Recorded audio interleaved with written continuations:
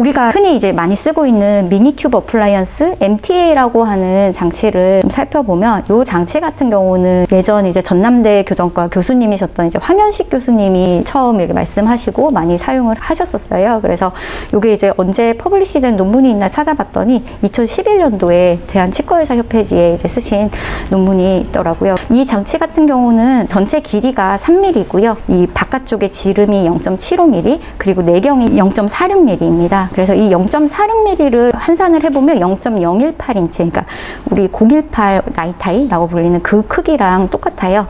근데 이제 아까 레벨링 과정에서 중요했던 게 브라켓하고 와이어 사이에서는 어떤 플레이, 그러니까 공간이 조금 필요하다고 했죠. 그래서 그 공간 같은 경우가 최소로 0.002인치 정도는 필요하거든요. 치아가 배열이 되려면. 그래서 이제 맥스로 들어갈 수 있는 와이어는 016 나이타이라고 생각을 하시면 됩니다. 저 위에 있는 게 이제 지르 튜브라고 해서 기존에 쓰던 MTA보다 조금 더 단단하고요. 평평하기도 하고 조금 더 밝고 하얗고 색깔도 더 예뻐요. 또 밑에 있는 장치는 마이크로스탑이라고 해서 써보니까 장치마다 달라. 약간 미세하게 다릅니다. 이 직경과 이 길이가 약간 미세하게 달라서 정확도에서는 약간 떨어지긴 하는데 지르 튜브는 이제 형태가 완전히 이렇게 구 형태가 아니고 한쪽이 이렇게 약간 편편하게 생겨 있거든요. 그래서 그것 때문에 레벨링 자체가 잘 안 되는 경우가 있더라고요. 그래서 요새는 사실 이 마이크로스탑을 더 많이 사용을 하고 있고요. 환자분 구강 내에서 각각의 장치가 들어갔을 때는 이런 모습입니다. 사진으로 이렇게 비교를 해보면 지르튜브가 훨씬 더 예쁘기는 한데 우리가 이 마이크로스탑 같은 경우도 이제 이 상방을 풀러블 레진으로 이렇게 덮어줬거든요. 그래서 덮어주게 되면은 심미적인 게 이렇게 많이 떨어지는 것 같지는 않고 이것 때문에 뭐 컴플레인 하는 환자분은 지금까지는 없었습니다. 오쌤. 요 기본적인 DBS, 그러니까 장치를 부착하기 위해서 필요한 준비물들입니다. 요거는 이제 브라켓을 잡는 트위저, 요거는 에천트, 본딩과 레진입니다. 그리고 요거는 이제 포지셔너, 브라켓 높이를 어느 정도인지를 확인을 하는 포지셔너입니다. 기본적으로 저희가 이제 본딩을 할 때는 인사이저 라인이나 이런 걸 보고 본딩을 하는데 저도 아직은 요 포지셔너를 보고도 수정하는 경우가 많이 있어서 본딩을 기본적으로 하실 거면 꼭 포지셔너 사용을 하는 것을 추천을 드립니다. 이게 기본적인 이제 치아에 본딩할 때 필요한 재료들이고요. 네, DBS 과정은요, MTA를 위치를 시키고요. 이렇게 트위저로 MTA를 잡아줍니다. 보면 굉장히 작죠. 네, 이렇게 잡은 상태에서 이 MTA 표면에 트레스본드를 약간 짜요. 약간 짜서 치아에 그대로 위치를 시킵니다. 그래서 초기 고정을 하는 거거든요. 그래서 이 트레스본드를 통해서 놓고자 하는 위치에 장치를 위치를 시키고 이제 큐어링을 해서 초기 고정을 시키고 그 이후에 그 상방에 풀러블 레진을 덮어서 조금 더 확실하게 고정을 시켜주는 것입니다. MTA 장치 부착하는 높이는요, 이제 기본적으로 4에서 4.5mm라고 보시면 돼요. 오쌤. 그리고 이제 사용하고 있는 와이어인데요. 기본적으로 나이타이 와이어 사용하고 있고요. 014 사이즈까지는 이렇게 롤 타입 와이어를 사용하고 있습니다. 008 사이즈부터 010, 012, 014 이렇게 사용을 하고 있고요. 보통은 크라우딩이 많이 심하지 않으면 010 와이어를 초기로 조금 많이 넣는 것 같고 크라우딩이 조금 심한 하악 전치 같은 경우에는 이제 가장 얇은 게 080이라서 080 와이어를 사용을 합니다. 그리고 이제 가장 두꺼운 016 나이타이 같은 경우는 기존에 아치폼이 형성된 와이어를 사용을 하는데요. 요거는 그래도 좀 두께가 있기 때문에 아치폼 자체를 마지막에 조금 더 잡아주기 위해서 아치폼이 형성된 나이타이를 사용을 합니다. 간혹 요렇게 요게 지금 인밴딩이거든요. 그리고 여기가 이제 아웃밴딩입니다.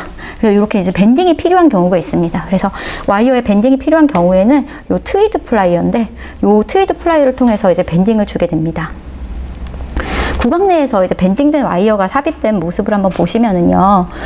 여기 혹시 밴딩된 거 보이시나요? 약간 와이어가 이렇게 꺾였죠.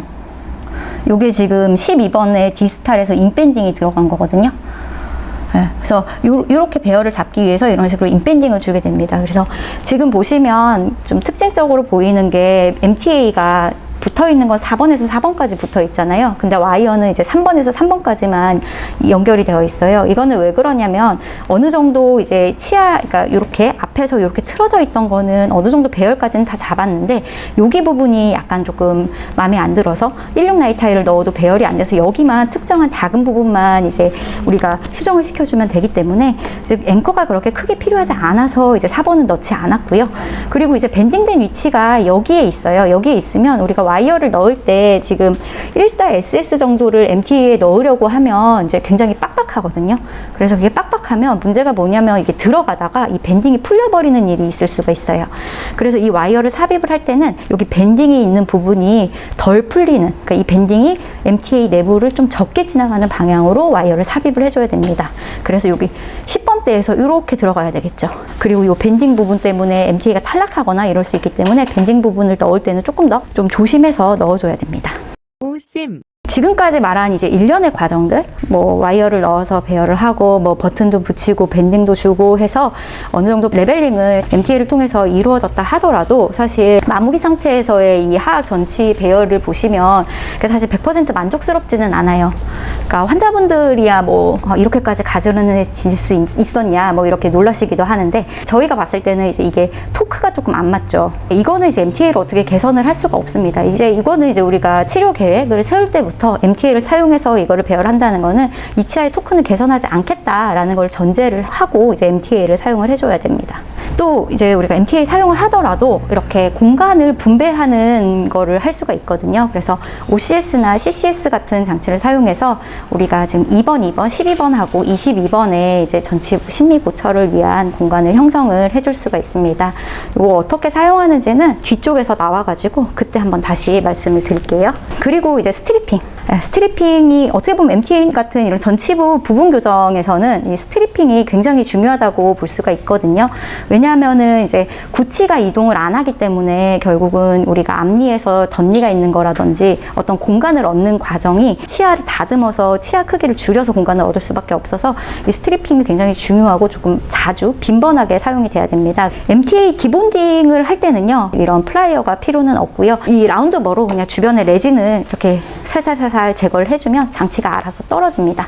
그래서 이제 남은 잉여 레진만 제거를 해주시면 디본딩이 마무리가 되는 겁니다. 네, 혹시 질문 있으세요?